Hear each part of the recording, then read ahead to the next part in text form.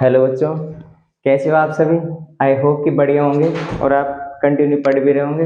अब तक हमने पढ़ चुके थे 3.1 का क्वेश्चन नंबर 1 और हमने पढ़ा था लीनियर इक्वेशन। तो लीनियर इक्वेशन के कितने सॉल्यूशन निकलते हैं? 3। सबसे पहला यानी देखो, सबसे पहला method graphically method, elimination method और सब्स्टिट्यूशन मेथड और cross multiply method. Cross multiply method आपके सिलेबस के अंदर नहीं है। और कल हमने ग्राफिकल मेथड के 3 केसेस सीखे थे।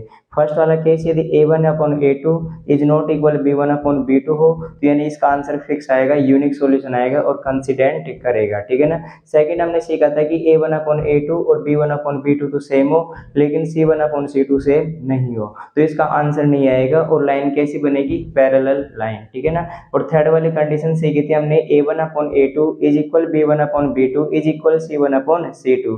तो इस कंडीशन में दोनों ग्राफ की केवल एक ही लाइन बनेगी, ठीक है ना। और यानी आज हम समझते हैं एग्जांपल नंबर 3.1 का क्वेश्चन नंबर सेकंड। तो देखिए exercise 3.1 question number second, on comparing the ratio a1/a2 b1/b2 and c1/c2 find out whether the lines consistent and non consistent, ठीक है ना। यानी आपको ये बताना कि कौन सा कंसिस्टेंट है और कौन सा कंसिस्टेंट नहीं है, ठीक है ना। और जो कंसिस्टेंट है यानी उसमें यानी वन सॉल्यूशन होगा या फिर मैनी सॉल्यूशन होंगे, ठीक है ना। तो सबसे पहले इनका रेशो निकालते हैं। सबसे पहले देखिए फर्स्ट वाला क्वेश्चन हमारे पास 5x माइनस का 4y plus 8 is equal to 0।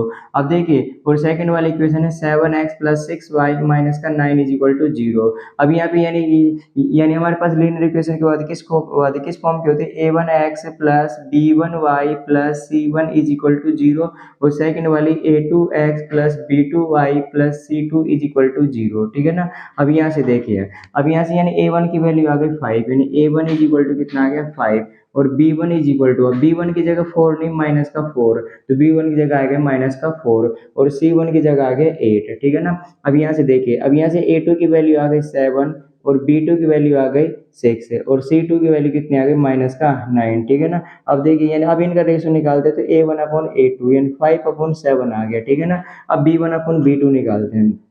देखो b1/b2 आ गया माइनस का 4/6 है यानी माइनस का 2। देखो 2 2 जा 4, 2 3 जा 6 है। अब ये बताओ कि b1/b2 और c1/c2 इक्वल है क्या? नहीं है ना। यहाँ पे लिख देंगे a1/a2 is not equal b1/b2। इसका मतलब ये हुआ कि यानी a1/a2 और b1/b2 यदि इक्वल नहीं हो तो इसके ओनली फॉर यूनिक सॉल्यूशन होगा और यूनिक सॉल्यूशन कंसिस्टेंट भी करेगी और यूनिक सॉल्यूशन भी आएगा, ठीक है ना। तो यानी इसका आंसर क्या आएगा? कंसिस्टेंट, यानी कंसिस्टेंट, ठीक है ना। और सॉल्यूशन कैसे आएगा? Unique solution. कैसे सॉल्यूशन आएगा? Unique solution. देखिए कंसिस्टेंट और नॉट कंसिस्टेंट में आपको घबराना नहीं है। यदि x और y की वैल्यू निकाल सकते हैं तो कंसिस्टेंट और यदि वैल्यू नहीं निकाल सकते नॉट कंसिस्टेंट, या फिर दूसरी भाषा में कहे तो जिनके ग्राफ बन सके उसे कंसिस्टेंट और जिनके ग्राफ नहीं बन सके या फिर जिनकी ग्राफ पैरेलल लाइन आए उसे नॉट कंसिस्टेंट बोलते हैं, ठीक है ना। अभी फर्स्ट वाला क्वेश्चन हो गया। अब इसके आगे देखिए सेकंड वाला क्वेश्चन, ठीक है ना। अब सेकंड वाला क्वेश्चन हमारे पास 9x plus 3y plus 12 is equal to 0 और सेकंड वाली इक्वेशन हमारे पास 18x plus 6y plus 24 is equal to 0।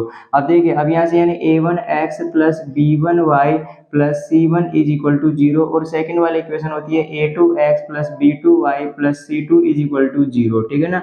अब यहाँ से यानी a1 की वैल्यू आ गई हमारे पास कितनी? 9 और b1 की वैल्यू आ गई हमारे पास 3 और c1 की वैल्यू आ गई हमारे पास 12, ठीक है ना। अब यहाँ से देखिए, अब यहाँ से a2 की वैल्यू आ गई 18 और b की वैल्यू आ गई 6 और c2 की वैल्यू आ गई 24।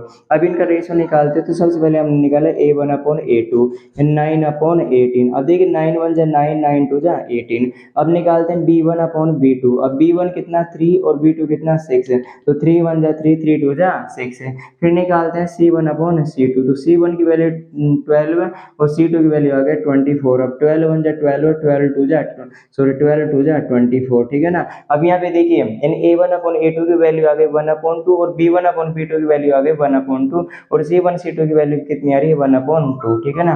यानी यहाँ पे लिखेंगे a1/a2 is equal b1/b2 is equal c1/c2। यानी C1 अपॉन C2 की वैल्यू आ गई 12/24 इज इक्वल टू 1/2, ठीक है ना।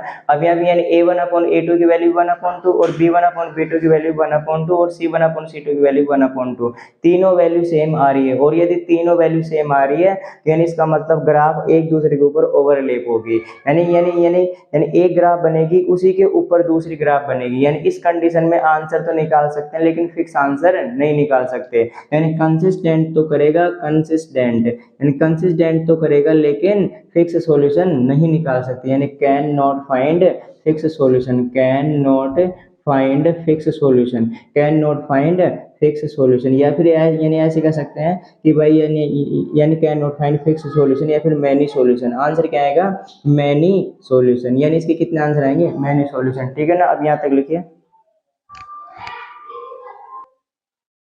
देखो अब थर्ड वाला क्वेश्चन स्टार्ट करते हैं हम। 6x माइनस का 3y plus 10 is equal to 0 और अगली इक्वेशन है 2x माइनस का y plus 9 is equal to 0।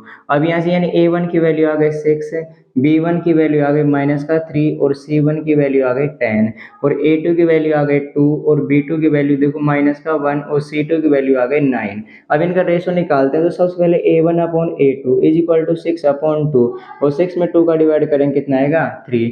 फिर निकालते हैं b1 अपॉन b2। तो देखिए माइनस का 3 अपॉन माइनस का 1 और माइनस से माइनस कैंसिल, 3 में 1 का डिवाइड करेंगे कितना आएगा? 3। अब फिर निकालते हैं c1 अपॉन c2, यानी 10 अपॉन 9 और 10 अपॉन 9 कैंसिल नहीं होता, ठीक है ना। अब यहाँ पे यानी a1 अपॉन a2 तो इक्वल है b1 अपॉन b2 के, लेकिन not equal c1 upon c2 के, ठीक है ना। यानी a1 upon a2 is equal to b1 upon b2 is not equal c1 upon c2। और यदि ऐसी कंडीशन आ जाए तो हमारे पास ग्राफ ये बनेगी। और ग्राफ कैसे बनेगी? पैरेलल लाइन में। दोनों लाइन कैसे आएगी? पैरेलल लाइन, यानी इसकी ग्राफ ऐसे बनेगी। देखो यानी एक ग्राफ ऐसे यानी एक ग्राफ ऐसे। तो क्या है यानी सिर्फ यानी फिक्स सॉल्यूशन निकाल सकते हैं? कभी नहीं निकाल सकते, ठीक है ना। यानी यहाँ पे आंसर लिखना नॉट कंसिस्टेंट, ये नॉट कंसिस्टेंट, कंसिस्टेंट, ठीक है ना। और इसके not solution, can not find solution, ठीक है ना। अब यहाँ तक लिखो, फिर अगला क्वेश्चन कराते। देखो अब क्वेश्चन नंबर थर्ड हमारे पास है on comparing a1 upon a2, b1 upon b2 and c1 upon c2।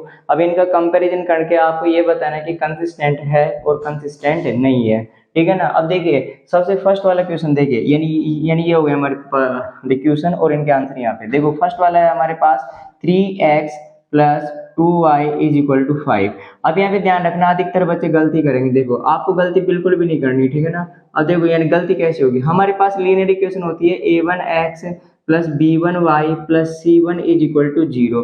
तो सबसे पहले 5 को यहाँ पे लेके आएंगे तो किसका हो जाएगा? माइनस का, यानी 3x प्लस 2y माइनस का 5 इज इक्वल टू 0।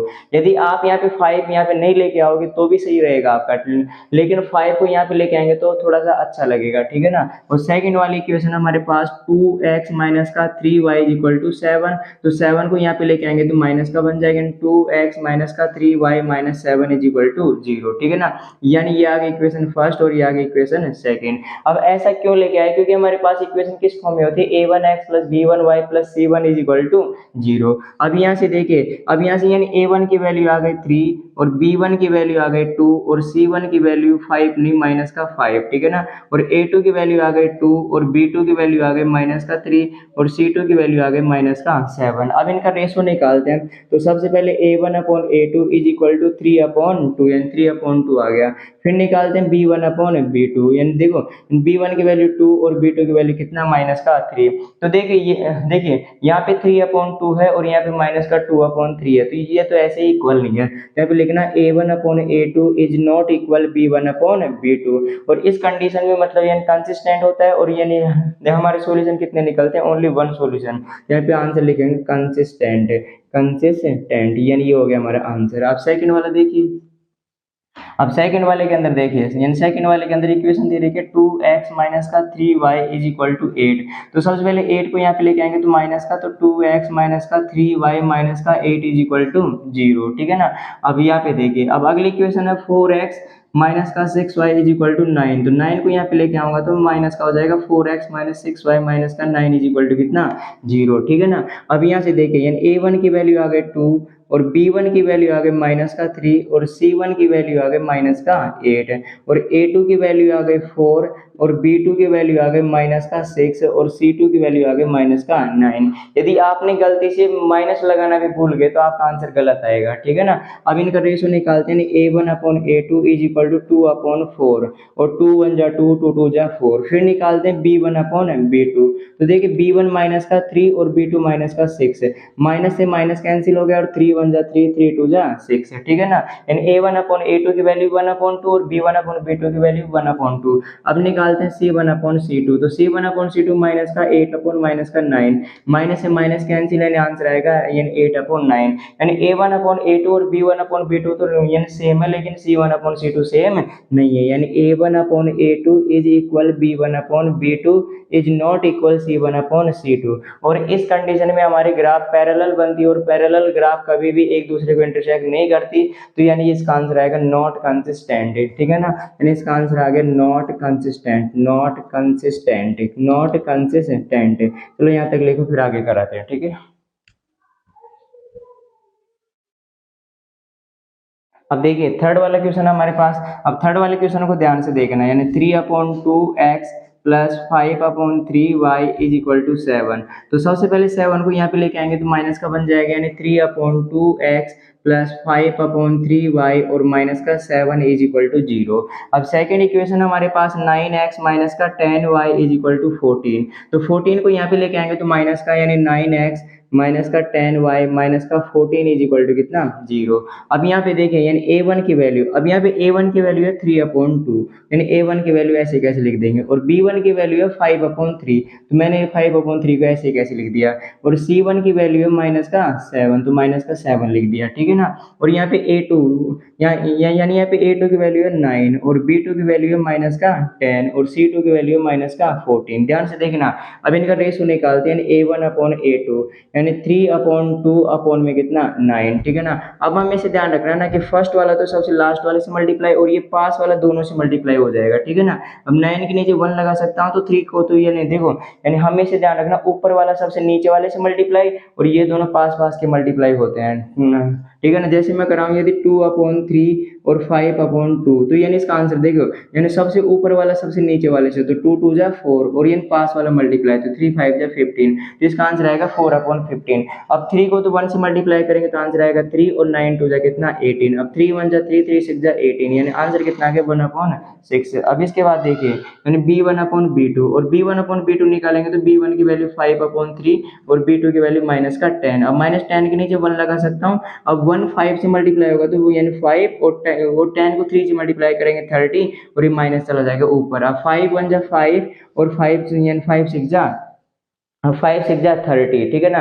अब हम इसे ध्यान रखना यानी A1/A2 की वैल्यू 1/6 है और B1/B2 की वैल्यू माइनस का 1/6 है। यहाँ पे प्लस का 1/6 और यहाँ पे 1/6 माइनस का है, ठीक है ना। तो ये दोनों इक्वल नहीं होगा, कहीं आप इन दोनों को इक्वल कर दो, ठीक है ना। तो यहाँ पे लिखेंगे कि A1/A2 is not equal B1/B2 और यदि ऐसा कंडीशन आती है तो यानी ये क्या होता है कंसिस्टेंट, तो यानी इसका आंसर कितना आ गया कंसिस्टेंट आंसर आ गया, ठीक है ना। अब अगला क्वेश्चन देखो, मार्कर गिर गई, ये क्वेश्चन आ सकता है एग्जाम में शायद। देखिए अगला क्वेश्चन देखिए यानी क्वेश्चन नंबर 4। अब क्वेश्चन नंबर 4 हमारे पास कह रहा है कि 5x माइनस का 3y इज इक्वल टू 11। तो सबसे पहले 11 को लेके आएंगे तो माइनस का यानी 5x माइनस का 3y minus 11 is equal to 0। फिर इसके आगे दे रहा है कि माइनस का 10x प्लस का 6y is equal to minus का 22, यानी माइनस का 10x प्लस का 6y और माइनस का 22 यहाँ के आगे प्लस इज इक्वल टू कितना हो जाएगा 0। यानी A1 इज इक्वल टू आ गया 5 और B1 इज इक्वल टू आ गया माइनस का 3 और C1 is equal to minus का 11 और A2 इज इक्वल टू आ गया यहाँ पे माइनस का 10 और B2 इज इक्वल टू आ गया प्लस का 6 और C2 इज इक्वल टू कितना आ गया 22। अब निकालते हैं A1/A2, यानी A1 की वैल्यू 5 और A2 की वैल्यू माइनस का 10, तो 5 1 जा 5 5 2 जा 10 और माइनस चला जाएगा ऊपर, ठीक है ना। फिर निकालते हैं B1/B2, तो B1 की वैल्यू माइनस का 3/6 यानी माइनस 3 1 जा 3 और 3 2 जा 6। फिर निकालते हैं C1/C2 यानी माइनस का 11/2 यानी 22 और यानी देखिए माइनस ऐसे कैसे और 11 1 जा 11 11 2 जा 22।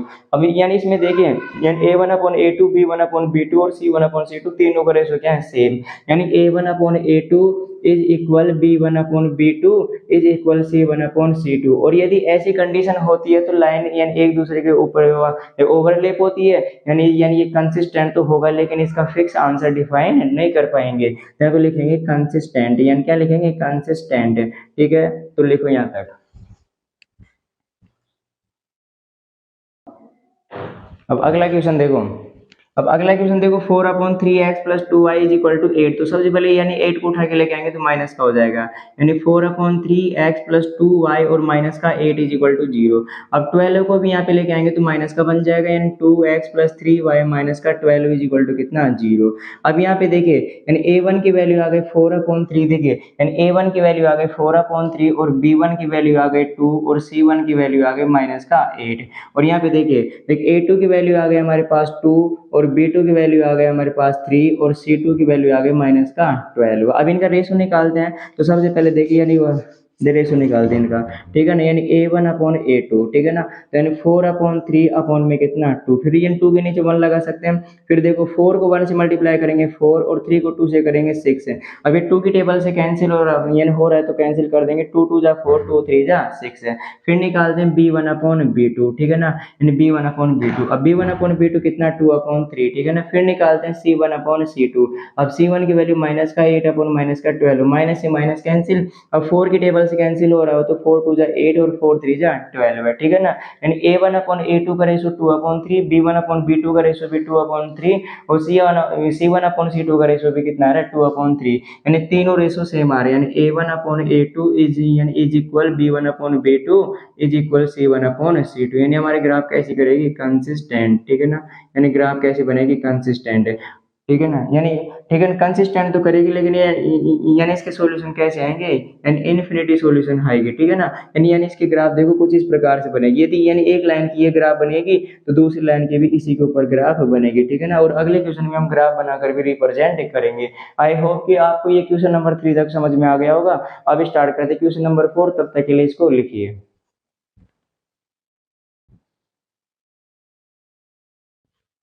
अब देखिए हमारे पास क्वेश्चन नंबर 4 है, which of the following pairs of linear equations are consistent और not, if consistent find solution by graphically method. अब नीचे कुछ इक्वेशन लिख रखे हैं, उनमें यानी पहले तो हमें कंपैरिजन करना है और कंपैरिजन के द्वारा ये बताना है कि ये कंसिस्टेंट करेगा कि नहीं करेगा, और यदि कंसिस्टेंट करेगा तो यानी उसका सॉल्यूशन ग्राफिकली मेथड के द्वारा निकालते हैं। चलो तो यानी इनको करते हैं, बहुत ईजी क्वेश्चन है, ध्यान से देखिएगा, ठीक है ना। अब देखिए फर्स्ट वाली इक्वेशन देखिए, यानी फर्स्ट वाली इक्वेशन दे रखी है x + y = 5। अब सबसे पहले 5 को उठा के यहाँ के लेके आएंगे तो माइनस का बन जाएगा, यानी x + y - 5 = कितना, 0। अब यहाँ से a1 की वैल्यू आ गई 1, b1 की वैल्यू आ गई 1 और c1 की वैल्यू आ गई यानी माइनस का 5। अब कई के स्टूडेंट यहाँ पे कुछ नहीं दिखेगा तो यहाँ पे 0 कर देंगे, 0 कभी नहीं होगा, क्योंकि देखो 1x ऐसे लिख सकते हैं और 1y ऐसे लिख सकते हैं। तो यानी a1 की वैल्यू 1 और b1 की वैल्यू यानी 1 और c1 की वैल्यू कितना, माइनस का 1। अब सेकंड वाली इक्वेशन थी हमारे पास 2x + 2y = 10, यानी 10 को यहाँ पे लेके आएंगे तो माइनस का, तो 2x + 2y माइनस का 10 = 0, ठीक है ना। यानी यहाँ पे a2 की वैल्यू आ गई 2, b2 की वैल्यू आ गई 2 और c2 की वैल्यू आ गई माइनस का 10। अब इनका रेशो निकालते हैं। तो देखिए यानी a1/A2 = कितना आ गया, यानी 1 और a2 की वैल्यू 2 यानी 1/2। फिर निकालते हैं यानी b1/B2 और यानी b1 की वैल्यू आ गई 1 और b2 की वैल्यू कितनी आ गई, 2। फिर निकालते हैं c1/C2। अब c1 की वैल्यू माइनस का 5 और c2 की वैल्यू कितनी, माइनस का 10, माइनस से माइनस कैंसिल, एंड 5 बन जाए 5, 5 2 जा 10, यानी तीनों के तीनों आंसर क्या आ रहे हैं, सेम। अब ये बताओ यदि ये बताओ ना कि यदि a1/A2 इज इक्वल हो b1/B2 इज इक्वल हो c1/C2, तो यानी ग्राफ कैसी करेगी, यानी कंसिस्टेंट करेगी। चलो यानी ये कंसिस्टेंट करते हैं, अब इसकी ग्राफ बना के देखते हैं, ठीक है ना। यानी अब इसकी ग्राफ कैसे बनेगी, यानी एक दूसरे के ऊपर क्या बनेगी, ओवरलैप, ठीक है ना। चलो इनकी ग्राफ बनाते हैं। फर्स्ट वाली इक्वेशन देखो, यानी x + y = कितना, 5 है, ठीक है ना। यानी इसका नाम दे दे इक्वेशन नंबर फर्स्ट और इसका नाम दे दे इक्वेशन नंबर सेकंड। अब इक्वेशन फर्स्ट ये तो है कि x + y = 5। अब y को उधर लेके जाएंगे तो किसका बन जाएगा, माइनस का। हमेशा ध्यान रखना ग्राफ बनाने के लिए आपको टेबल तभी आसान रहेगी तब यहाँ पे केवल या तो x की वैल्यू निकालना, देखो यहाँ पे या तो x की वैल्यू रखना या फिर y की वैल्यू। और यदि यहाँ पे देखो यानी यानी यदि आप मान लो 2x 3y ऐसा होता है ना, तो यहाँ पे ऐसी वैल्यू रखना जिसका डिवाइड करना आसान हो, ठीक है ना। अब वो आगे क्वेश्चन हम बता देंगे कि भाई कैसे क्या, ठीक है ना। तो सबसे पहले यहाँ पे x की वैल्यू निकालूंगा तो y उधर जाके इसका बन जाएगा माइनस का, तो x इज इक्वल टू हो जाएगा 5 माइनस का y। अब इसके टेबल बनाते हैं, यानी पहले x की वैल्यू फिर y की वैल्यू, ठीक है ना। तो देखिए सबसे पहले यानी वो टेबल हमेशा 3 बनाना है, ठीक है ना। अब यदि y की जगह मैं 0 पुट करता हूँ, यदि y की जगह मैंने 0 किया तो 5 माइनस 0 कितना हो जाएगा 5, और y की जगह 1 पुट किया तो 5 माइनस का 1 कितना आ जाएगा 4। अब y की जगह 2 पुट करूंगा तो 5 माइनस 2 कितना आ जाएगा 3। अब सेकंड वाली देखिए, सेकंड वाली हमारे पास 2x plus 2y is equal to 10। अब बताओ यहाँ पे x की वैल्यू रखो कि y की, चलो x की रख लेता हूँ, ठीक है ना। तो 2y को वहां पे लेके जाऊंगा तो माइनस का, तो 2x इज इक्वल टू हो जाएगा 10 माइनस का 2y, ठीक है ना। अब यहाँ पे केवल x की वैल्यू रहती है, तो यानी 2 मल्टीपल में तो कहाँ चला जाएगा डिवाइड में, तो यानी x is equal to 10 minus का 2y डिवाइड में कितना आ जाएगा 2। अब इनके ग्राफ बनाते हैं, ठीक है, सॉरी टेबल बनाते हैं, यानी x y, ठीक है ना। अब देखिए सबसे पहले यदि y की वैल्यू को मैं 0 पुट करता हूँ तो देखो 2 को 0 से मल्टीप्लाई करेंगे 0, अब ये पूरा 0 बन जाएगा, ठीक है ना। और 10 में से 0 को माइनस करेंगे 10 आएगा, और 10 में 2 का डिवाइड करेंगे कितना आएगा 4। अब यदि मैं y की जगह 1 रखूंगा, ठीक है ना, तो देखो यदि y की जगह मैंने 1 रखा तो 2 मल्टीप्लाई 1 कितना आ जाएगा 2, और 10 में से 2 को माइनस करेंगे 8, और 8 में 2 का डिवाइड करेंगे कितना आएगा 4। अब अगला वाला देखिए, अब 0 में 1 प्लस हो रहा है तो यानी 1 में 1 प्लस कर देंगे तो 2, और 5 में 1 कम हो रहा है 4, और 4 में 1 कम करेंगे कितना आ जाएगा 3, ठीक है ना। तो या फिर आप देखो यदि y की जगह 2 पुट करेंगे 2 2 जा 4, और 10 में से 4 माइनस करेंगे 6, 6 में 2 का डिवाइड करेंगे कितना आ जाएगा 3, ठीक है ना। यानी अब इनके ग्राफ बनाते हैं, तो ग्राफ कैसी बनेगी देखिए, सबसे पहले यानी ग्राफ के अंदर कितने एक्सेस होते हैं 2 एक्सेस, ठीक है ना, यानी वर्टिकली y एक्सेस और ये वाला x एक्सेस, ठीक है ना। तो सबसे पहले देखिए यानी ये होगा हमारा ओरिजिन पॉइंट, ठीक है ना। अब यहाँ पे 1, तो यहाँ पे 2 3 4 5 6 7 8, यहाँ पे 9, यहाँ पे माइनस का 1 माइनस का 2 माइनस का 3 माइनस का 4 माइनस का 5, ठीक है ना। और यहाँ पे 1 2 3 4 5 6, यहाँ पे 7, और नीचे माइनस का 1 माइनस का 2 माइनस का 3 माइनस का 4 माइनस का 5। अब यहाँ पे देखिए एक x की वैल्यू 5 और y की वैल्यू 0, तो यानी x की वैल्यू 5 और ये y की वैल्यू 0, ठीक है ना। यानी x अक्ष पर y की वैल्यू 0 और y अक्ष पर x की वैल्यू 0। अब x की वैल्यू 4 और y की वैल्यू 1, तो x की वैल्यू आ गई 4 और y की वैल्यू 1, यानी ये आ गई, यानी 4, 1, और x की वैल्यू 3 और y की वैल्यू 2, यानी x की वैल्यू 3 और y की वैल्यू 2, यानी यहाँ पे थोड़ा सा ऊपर आ रहा है, यानी 3, 2। अब इन तीनों लाइनों को मिला देंगे तो ये तीनों लाइन बिल्कुल एक सीध में आएगी, ठीक है ना। अब इनके देखो इन फर्स्ट वाली लाइन किससे बनी है, तो x plus y is equal to कितना 5। अब सेकंड वाली लाइन के अंदर देखो x की वैल्यू 5 और y की वैल्यू 0, और x की वैल्यू 4 और y की वैल्यू 1, और ये x की वैल्यू 3 और y की वैल्यू 2, ठीक है ना। यानी सेकंड लाइन भी इसी के ऊपर बनेगी, ठीक है ना। यानी दोनों ग्राफ यानी एक दूसरे के लिए या ऊपर ओवरलैप होती है, यानी इसका फिक्स आंसर नहीं आ पाएगा, यानी फिक्स आंसर यानी मैनी सॉल्यूशन, इसका आंसर आएगा मैनी सॉल्यूशन, ठीक है ना। इसके बहुत सारे सॉल्यूशन, अब यहाँ तक लिखिए, फिर बाद में मिलते हैं।